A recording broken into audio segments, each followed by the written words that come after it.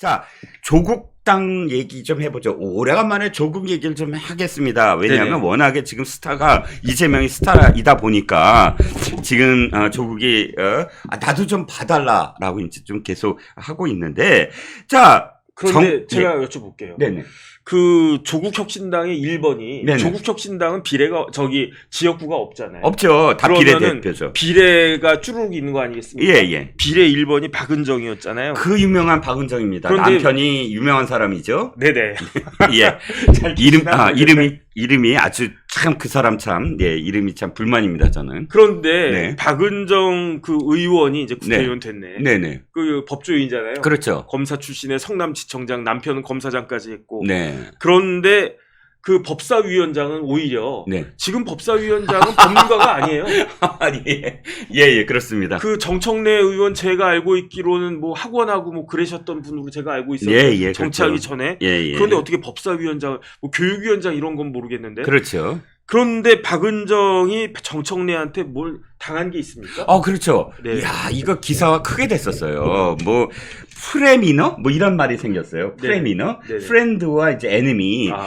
적인 듯 아니면 친구인 듯 뭐 이런 식의 얘기인데, 자, 정청래가 법사위원장이잖아요. 네네. 자, 이제 그 법사위원장으로서 소위 누구입니다. 명단 발표하죠. 네. 법사 소위가 1소위가 있고 2소위가 있고 하잖아요. 그러면 여러분들 중에 1소위는 누구고요. 2소위는 누구입니다. 하고 이 없지요. 그리고 가려고 그러는데 갑자기 이 있습니다. 그리고 박은정이 고함을 지른 거예요. 네네. 그래서 정청래가 이거 누구야? 그랬더니 박은정이야. 박은정이 이 있습니다. 그러면서 자기를 1소위로 해달라. 2소위로 지금 자기를 넣었다는 거예요. 네네. 근데 이제 1소위가 2소위가 뭐가 차이가 났냐면 법사위는 두 가지를 합니다. 그러니까 법사위는 법사위로서의 그런 상임위로서의 역할도 하지만 다른 상임위가 낸 법안들을 다 자꾸 뭐 심사라든지 뭐 이런 것들을 다 해야 되거든요. 그렇죠. 이 소위가 바로 다른 상임위에서 넘어온 것들을 다시 점검하는 게 이 소위고. 그러니까 상원이라고 하는 거잖아요. 그렇죠. 네네. 1소위는 법사위 자체, 그러니까 대법원이나 검찰이나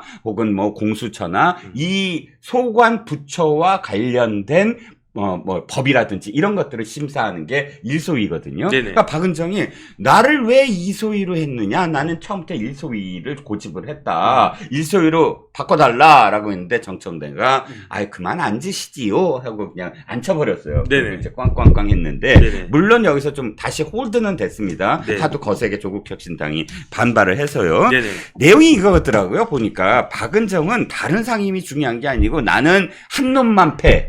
뭐 검찰만 패고 싶은 거야. 그래서 검수완박 이게 민주당을 감시하겠다. 네네. 민주당이 혹시나 또 뭐 이 윤석열 정부와 뭐 사바사바를 하든 뭘 하든 해서 자기들이 생각한 대로 안 가면 자기라도 뭔가 이게 그 태클을 걸어야 되는데 1소위의 검찰들을 괴롭히고 싶고 한데 나를 왜 다른 상임위 법안 자꾸 심사하는데 네. 이게 이제 박은정 얘기입니다. 그런데 저는 네. 검찰의 선후배들이 네. 참 자괴감을 느낄 것 같아요. 그렇습니다. 왜냐하면 어떻게 검찰 출신들 야당 의원들은 네. 그렇게 자기 친정에다가 침뱉지 못해가지고 그렇게 안달이 났습니까? 그 다음에 저는 진짜 예. 황당하다라고 생각하는 게 네. 박은정 같은 사람은 검찰에 20년 있었던 사람이에요. 그렇죠. 그러면 20년 동안 우리 세금으로 그 월급 주고 다 그랬던 사람 아니겠습니까? 네. 박균태, 이성윤, 양부남 이런 사람들은 고검장까지 했던 사람들이에요. 그런데 그렇게 우리나라 세금으로 그렇게 대접해주고 그랬던 사람들이 어떻게 자기 친정에 대해서 물론 어느 조직이나 잘하는 것도 있고 못하는 것도 있고 잘하는 사람도 있고 못하는 놈도 있고 나쁜 놈도 있고 그럼요. 그렇긴 하지만 그걸 어떻게 이렇게 그 하나로 이렇게 해가지고 뭉뚱그려가지고 하는 그렇게 싸잡아가지고 다 뭐 있어서는 안 될, 태어나서는 안 될 그런 조직으로 이야기를 하지. 그 다음에 그런 조직에 어떻게 20년 넘게 있었지? 저는 그거 참 희한하다는 생각이 듭니다. 아니 제가 오늘 아침에 이 기사를 보고 너무너무 화가 났던 게 이성윤이에요. 이성윤이라는 자가 법사위에서 뭐라고 하는지 아세요? 아니 지금 검사 중에 특활비로 술을 먹고 민원실에서 대변을 놓고 이런 검사들이 있다라고 하면서 목소리를 높이더라고요. 네네. 이성윤은 검사 아니었습니까? 이성윤은 고검장 아니었습니까? 그 일이 있는지 없는지는 뭐 진위 여부는 나중에 따져봐야 되지만 네네. 그런 자가 국회의원이 돼서 아니 검사들이 어쩌고 저쩌고 하고 그거를 이야기한다?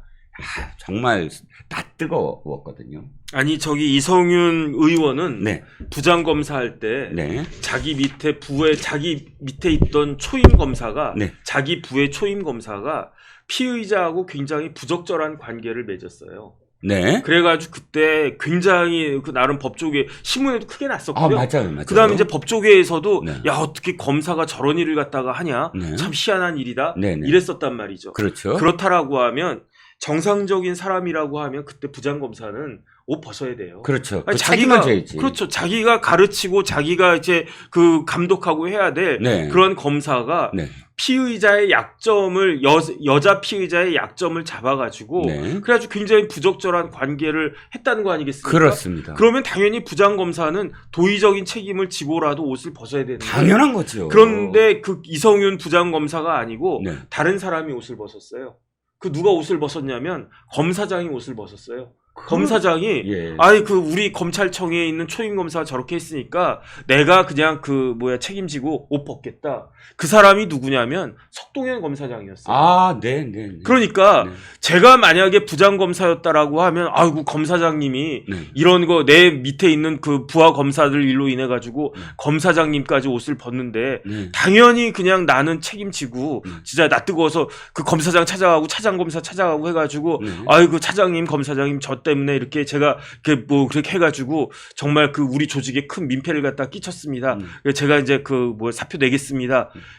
그게 정상이거든요. 그렇습니다. 그런데 이성윤 부장검사는 검사장이 사표 내고 옷을 벗었는데도 그냥 나 몰라라 그냥 꿋꿋이 나는 그냥 검사가 좋다 나는 부장검사 검사를 얼마나 좋아했으면 네. 검사하면서 얼마나 대접받고 얼마나 자기한테 맞고 좋았으면은 그런 일이 벌어졌는데 그다음 심지어 검사장까지 옷을 벗었는데 끝까지 남아가지고 고검장까지 한 사람이 지금에 와가지고 검찰을 갖다 욕한다? 저는 이거는 진짜로 개인적인 그런 어떤 인간성의 문제가 아닌가 하는 생각이 들 정도로 말이 안 된다는 생각이 듭니다. 그렇죠. 다 하나같이 그렇습니다. 이성윤 지금 의원만 그런가요? 이성윤만 그런 거 아닙니다. 박은정 아까 얘기했지만 박은정은 안 그런가요? 성남지청장 시절에 성남 FC 사건 등 밑에 후배들이 열심히 수사를 해갖고 이거 이렇게 해야 됩니다 했는데 그걸 뭉치고 해서 이 지금에 이르렀는데 부끄러움도 없이 검사들을 지금 괴롭히겠다. 근데 생각해보니까 똑같네. 똑같죠. 성남지청장 박은정 지청장이 성남FC 이재명 관련된 사건을 보고도 깔아뭉개고 하니까 네. 그때도 옷을 벗었어요. 차장검사가. 누가 옷을 벗었습니까? 부끄럽게도. 밑에 있는 차장이 옷을 벗었어. 네. 야, 이성윤은 자기가 잘못했는데 위에 있는 검사장이 옷을 벗었는데도 그냥 끝까지 그냥 꾸역꾸역 앉아 있었고, 그 다음에 박은정은 자기의 그 잘못과 그런 걸로 인해 가지고 보다 못한 차장검사가 다 그냥 실토하고 옷을 벗었는데도 꾸역꾸역 앉아 있었고, 그러면 그게 네. 얼마나 저도 검사 안 해봐가지고 모르겠는데 네. 야 검사가 얼마나 좋으면 그렇게 철면피를 하고 앉아가지고 저 같으면 좌불안석이라고 그래가지고 밑에 있는 차장이 옷을 벗어 그러면 나도 쪽팔리다 나도 옷 벗어야 되겠다 이런 것들이 다 그럴 텐데 진짜 뭐라 그럴까 좀 차원이 저와는 다른 차원에서 살고 계신 분들이 아닌가 하는 생각이 듭니다. 네, 골프 여신님 감사합니다. 커피 한 잔 드세요. 커피에 대한 어떤 마음 이렇게 표현이시지만 정말 큰 도움이 될 것 같습니다. 멜콩 TV에 그리고 많은 분들이 지금 또 좋아요 눌러주시고 계신데 오늘 내용이 마음에 드신다면 더 많이 좋아요와 구독을 눌러주셔야 더 많은 분들이 함께 하실 수 있습니다. 감사드립니다. 골프 여신님 말씀 듣고 제가 커피 한 잔 마시겠습니다. 커피 좀 드시는 동안 제가 좀 이해가 안 가서 조국이 또 윤석열 대통령을 비난하면서 네네. 구청장 부인의 영장 청구권을 언급했어요. 이게 뭔 사건인가 했더니 윤석열 대통령이 검사 시절에 아마도 뭐 구청장 부인이 잘못을 했는데 거기에 대한 어떤 영장을 청구하지 않았다. 뭐 이렇게 지금 표현을 하면서 그러니까 그 김건희 여사까지 싸잡아서 지금 비난을 하려고 이걸 갖고 온 것 같습니다. 저는 이 기사를 보고 네네. 너무너무 부끄러웠어요. 네. 왜냐하면 예. 조국 대표, 조국 의원의 네네. 전직이 뭡니까? 법대 교수죠. 서울대 법대 교수입니다. 서울대 법대 교수였잖아요. 네네. 그 다음에 전공이 뭐였습니까? 형법이요. 형법인데 네. 어떻게 서울대 법대에서 형법을 뭐 한 20년 가르쳤나? 네. 오랫동안 가르쳤다라고 하는 사람이 네. 이런 기사를 올릴 수가 있는가? 아하. 어떻게 이 구청장 사건하고 김건희 여사 사건을 같은 차원에 놓고 이야기할 수가 있는가? 네. 이건 뭐냐면요. 네. 구청장 부인이 구청장이 그냥 구청장 부인 보고 그냥 그 돈 받으라고 한 거예요. 전형적인 그냥 뇌물죄인 거예요. 대놓고? 네, 거의. 그런데 그렇기 때문에 이건 당연히 뇌물죄로 이제 처벌받아야죠. 네. 금액도 뭐 한 5,400만 원인가 얼마인가 뭐 큰 그랬다라고. 돈이네. 그런데 네. 다른 걸 다 떠나가지고 김건희 여사가 디올백을 받은 것 전 굉장히 부적절하다고 생각을 하고요. 네. 사실 저도 화가 나요. 네. 그런데 법적으로만 따져보면은 지금 그 디올백을 갖다가 줬다라고 한 최재형 목사라고 하는 사람 자체가 네. 직무 관련성 없다고 이야기했었잖아요. 그렇죠. 왜냐하면 직무 관련성이 생기는 순간 최재형은 어떻게 된다? 자기가 형사처벌 받아야 되니까. 동여자니까. 그 다음에 최재형이 김건희 여사 찾아가가지고 디올백 요만한 거 하나 주면서 그 여사님 이거 받고 뭐 이것도 해주고 이것도 해주고 이렇게 하세요라고 이야기했습니까? 아니요. 아니었잖아요. 최재형이라고 하는 사람이 딱 와가지고 나 목사고 그다음 나 양평 사람이고 나 그 김건희 여사님 그 집안 사람들하고 어른들하고 우리 집안 어른들하고 다 잘 아는 그런 사안인데 내가 영부인 만나러 오는데 손이 부끄러워가지고 그냥 뭐 하나 뭐 들고 왔으니까 그냥 좀 이렇게 뭐 별것도 아니니까 그냥 받아두세요. 이랬던 거 아니겠습니까? 그렇습니다. 이거하고 구청장 사건하고 같습니까? 그러니까 조국은 쉽게 말하면 뇌물죄가 뭔지도 모른다는 사람이에요. 그렇죠. 뇌물죄가 뭔지도 모르는 사람이 서울대 법대에서 형법을 뭐 20년인가 뭐 20년 가까이 가르쳤다라고 하는 건데 이거는 진짜로 그 쉽게 말하면 이성윤, 박은정이 검찰을 부끄럽게 했다라고 하면 네. 조국은 서울대 법대를 부끄럽게 한 사람이에요. 그렇군요. 이 와중에 장진지님 슈퍼챗 해주신 거 너무 고맙습니다. 맞아요. 왜 사실 우리 정법전 정혁진 변호사가 부끄러워해야 됩니까? 진짜 부끄러워해야 할 때 사람들은 지금 언급하고 있는 조국과 박은정과 이성윤 같은 자들이 부끄러워해야 되는데 부끄러움을 모르는 그러니까 후한무치가 시대정신이 되는 네네. 그런 상식 없는 사회에서 우리가 살고 있다라는 생각이 들고요. 조국의 지금 SNS 그 사진 좀 올려주시겠습니까? 뒤로. 이런 자니까 부끄러움이 없죠라는 생각이 들어서 제가 이 조국이 페이스북에 독도 방문 후 울릉도에서 참모들과 저녁 식사, 문어 숙회와 마늘 올린 오이, 왕 오징어찜, 가재미찜 그리고 독도 소주, 황제 성찬이 부럽지 않다라고 자랑을 했습니다. 이 사람이 뭘 잡수시든 전 상관이 없는데 다만 독도라고 이렇게 소주병을 크게 하면서 아시다시피 청와대의 민정수석일 때 죽창을 들자라고 하면서 반일 감정을 선동했던 사람입니다. 이 사람들이 지금 독도에서 이렇게 독도 앞바다에서 난 울릉도의 오징어를 먹고 가자미를 먹습니다. 몇 개월 전만 해도 뭐라고 했죠? 후쿠오카 오염 때문에 우리나라 앞바다가 다 지금 오염이 되고 있다.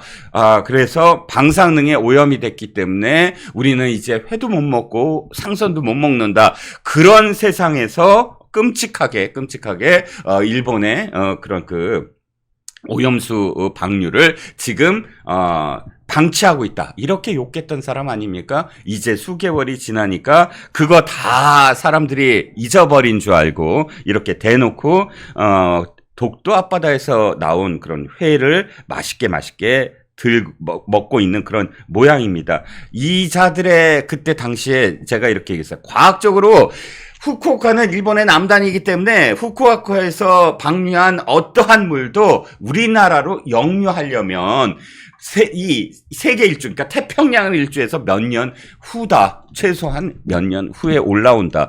아니, 일본 남단에서 버린 그런 그 무엇인가의 물이 갑자기 동해로 올라올 리가 없잖아요. 그런데 그 당시는 남해든 동해든 모두 다 그 앞바다가 오염되고 있다. 이렇게 주장을 했던 사람들입니다. 근데 어쨌든 저는 조국 대표가 저거 올린 거 잘했다고 생각을 해요. 왜요? 우리나라 수산물이 안전하다라고 하는 거를 몸으로 보여준 것이다.